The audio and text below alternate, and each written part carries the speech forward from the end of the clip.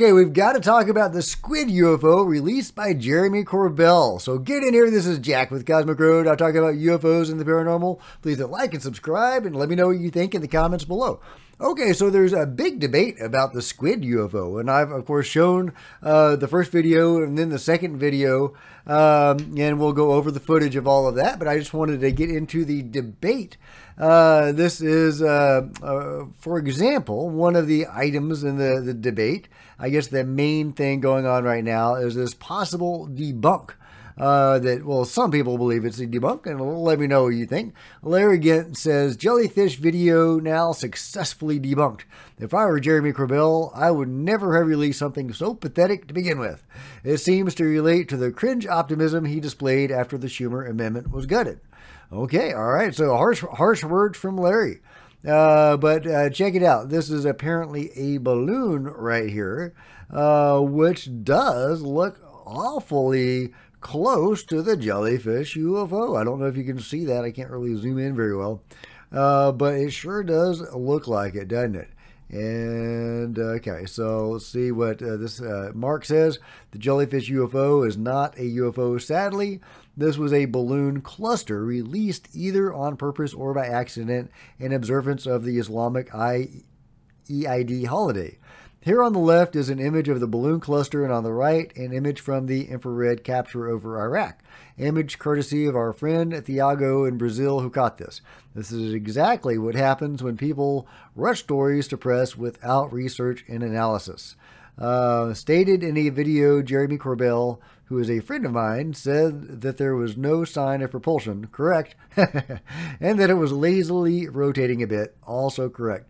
Balloons act exactly like this, and the image doesn't lie. And, you know, if indeed that is an image of a balloon, it is shockingly similar. Not exact, but very, very similar, even with the horns and the dangling things and the main body there. I mean, I can definitely see why people are saying that. But that's not the end of the story. You know, Jeremy and George have talked about this on their show. Let's see what they have to say. It's balloons. Now, we considered balloons, right? When we first saw them. Maybe it's balloons. Why isn't it balloons? What do you think? Yeah, so look, so just to be clear, we don't know what this is. Neither does our government. They labeled it U.A.P. unknown. So we don't know.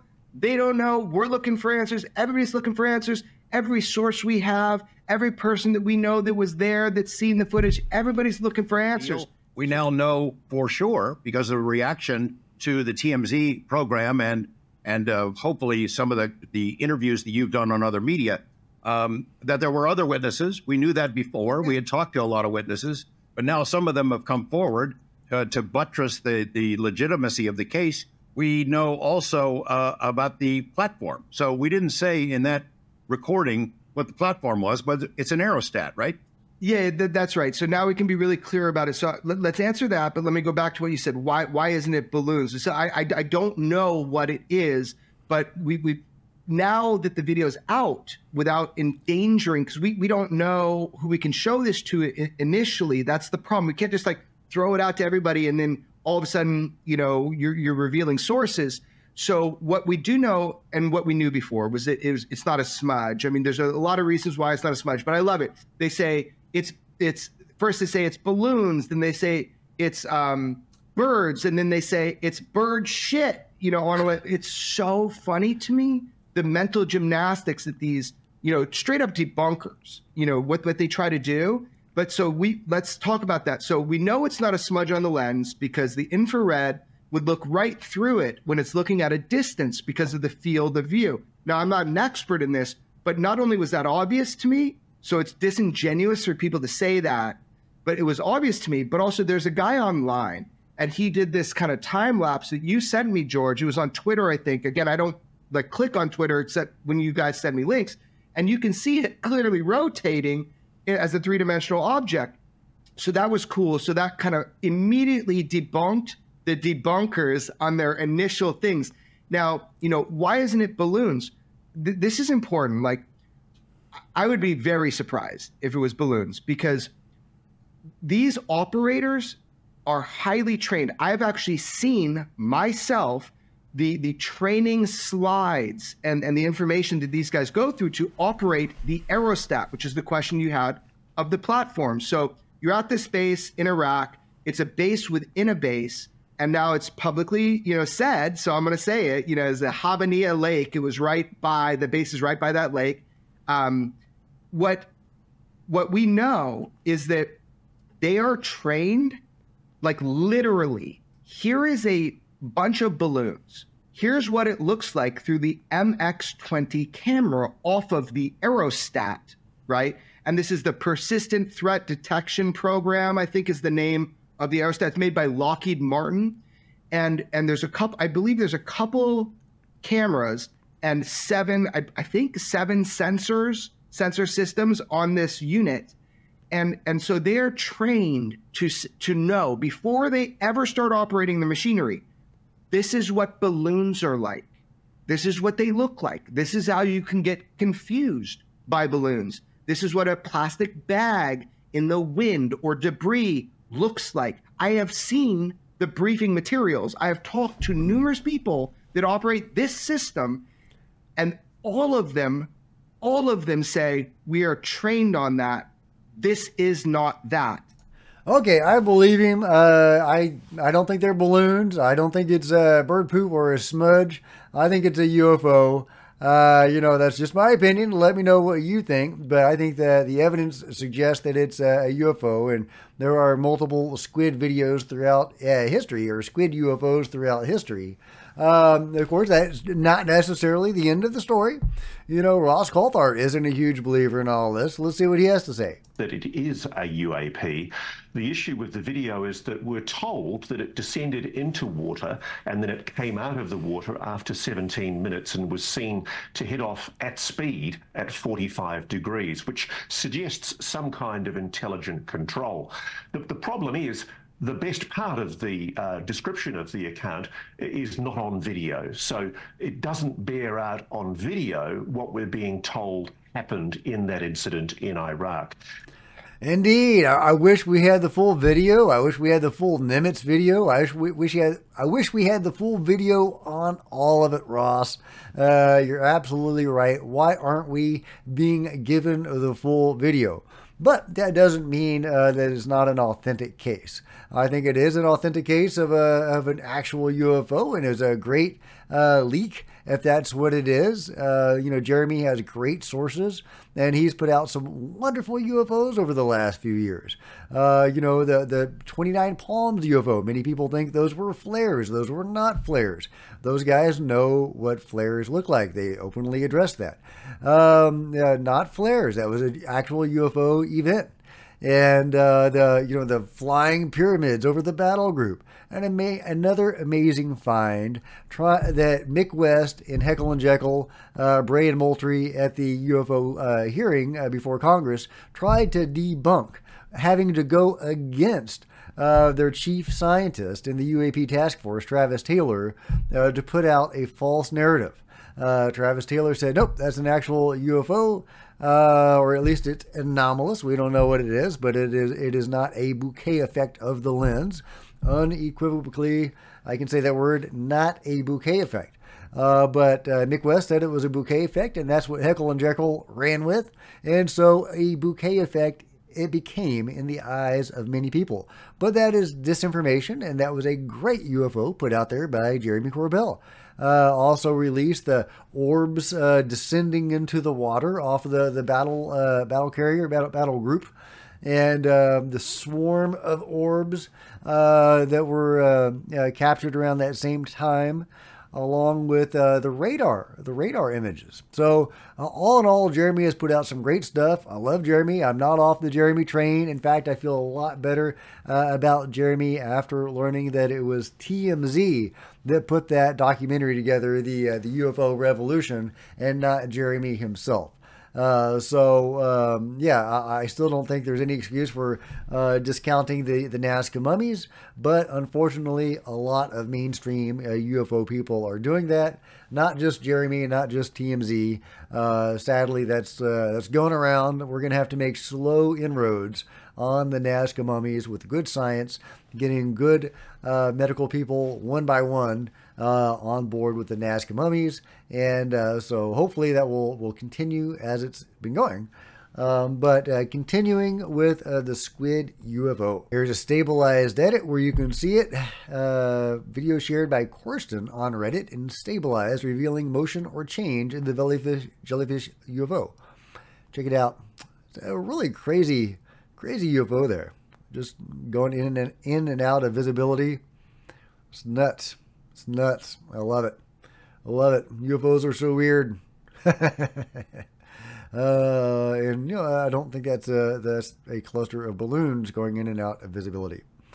Although I understand why people would say that. I mean, it's always good to debunk fake sightings, and there is genuine disinformation out there, and it's not unlikely that people like Jeremy could be passed along disinfo that could be later debunked as birds or balloons or whatever to discredit him and the movement. So I think that's entirely possible. It's a good idea to be on guard for that, and I don't hold that against anybody. Here's another cool find by the think tank. Orb appears to fly away in its own direction after being ejected from the jellyfish UFO. What? Okay, so there's the jellyfish. This is in the second video that I've shown before, not the one we were just looking at, but the second one of the same object, where there is that little orb-like object coming out of the jellyfish. Check it out, and seeming to move. Seeming to move. I mean, obviously, we don't know for sure. Maybe that's a stationary point and the jellyfish is just flying past it. Always possible. Always possible. But highly intriguing nonetheless. And of course, UFOs eject orbs from time to time, and I've shown videos of that before. Really, really amazing find, if that's what that is, by Think Tank. Oh, and check this out. This is interesting too. We will not go into too much detail right now, but a Pantex, which is a nuclear facility, super sensitive. They arm and disarm nuclear weapons.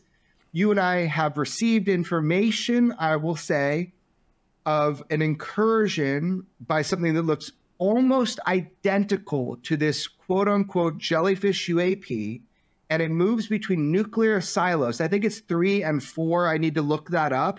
But it moves between them through this like little gated area with little towers, which, by the way, don't actually have humans in them anymore. They just have like robotic sensors. And it goes through at a steady pace and then goes up and then instantly moves off. That footage also exists. And now, of course, we would go right to jail if we release that. You can't release footage from inside of Pantex, but it's like people have that. We know where to task the Senate Intelligence Committee and whoever has access to go look for that. That event did happen. It's a very similar morphology, not the exact same object, obviously. This was years before, but very similar morphology. So you and I took it very seriously. Very interesting, Jeremy, and I've got some more information about that as well. This is from the Juan, not a jellyfish-shaped UFO hovering over the Pantex plant near Amarillo, Texas, but a series of 3 bright spherical UFOs that look to be doing some surveillance, and there was a landing all in 1957. Not sure if this is the event that Jeremy was talking about, although he did say it was some years ago. It looked like a big round star, except that it was orange. It would be bright, then dim, then bright again. Mystery objects sighted at Pantex. White lights, blinding bright in Texas skies Thursday night, left watchers in awe and fright. From one tip of the Lone Star State to the other came reports of sightings of a bright light on the western horizon.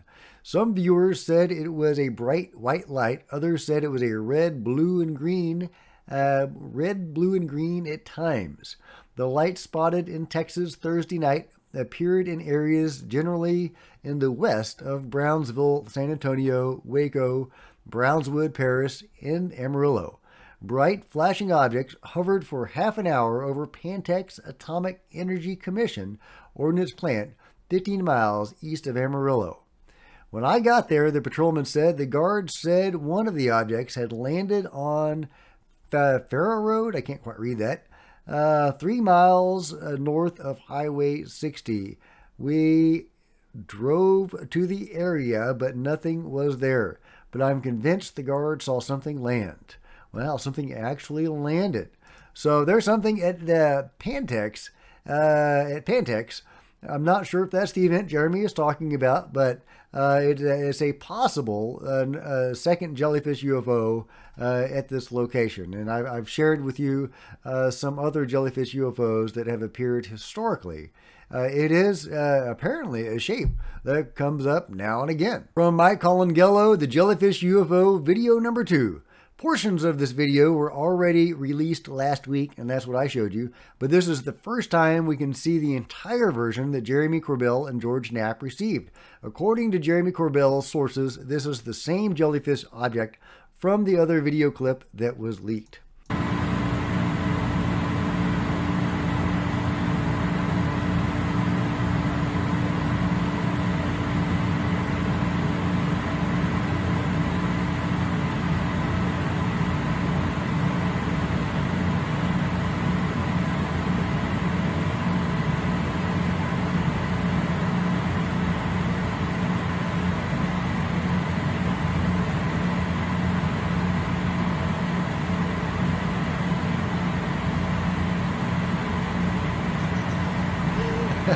Just kind of flying along, just kind of motoring along. All right, not doing anything too exciting. It'd be cool if it went in the water or shot off at high speeds or something, but of course it doesn't. They're not going to give us any of the good stuff. You know, I heard somebody say the other day that we're just getting scraps from the master's table, and that's about right. That's about what we get. That's about what we get. But who knows? Who knows? Maybe things are a-turning. Maybe the tide is a-shifting. We've got Tim and Muskowitz and Luna all hopefully knocking at the doors of the UFO control group. Now they know the names of the locations of those facilities. We'll see. We'll see. But hey, there's hope. There's hope. Okay, all right, there you go, guys. There's a Jellyfish UFO wrap-up or update chronicling the debate going on right now over the enigmatic UFO footage released by Jeremy Corbell. So let me know what you guys think in the comments below. And if you've enjoyed this video, give me a big thumbs up. I sure appreciate it. Smash the subscribe button and the bell to be notified of future videos. You don't want to miss a thing.